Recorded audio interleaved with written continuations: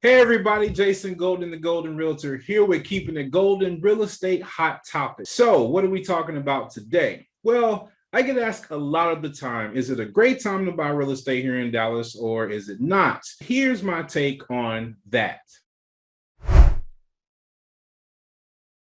Ultimately, whether or not it's best for you now or in the future is 100% based on your personal and family goals. When considering if it's the right time, there are things that I think you should take into consideration. The first is local economy and employment. The second, housing affordability. Third, population growth. Fourth is housing inventory and months of supply. Fifth is new construction. Sixth is foreclosures, of course. And last but not least, number 7 is interest rate. Let's take a look at foreclosure activity. From a historical standpoint, over the last 20 years or so, we are still running about 70% below the activity level of 2019. We have a ways to go before we catch up to what we normally see in terms of foreclosure activity. As you can see in red, the numbers of loans in foreclosure is the lowest that it has ever been, which is a result of the foreclosure moratorium. The number of loans that are 90 plus days in default reflect those loans that are still in forbearance. And as you see, they are trending down.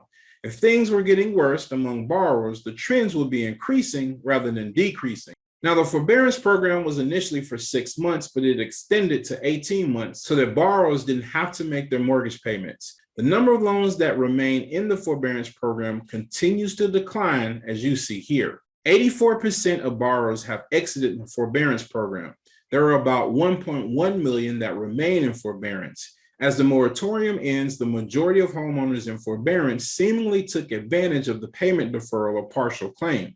This was followed by those that exited the program without any loss and stayed current.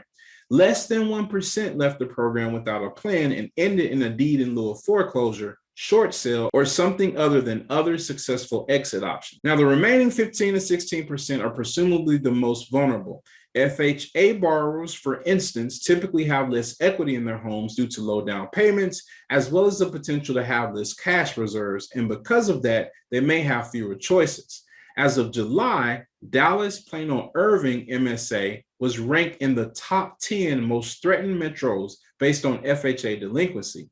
This, however, has changed, and our local MSA is not on that list as of the end of September. As you see, the Dallas, Plano, Irving MSA is no longer in the top 10. The total of seriously delinquent loans decreased by 2.5% to 7.6%.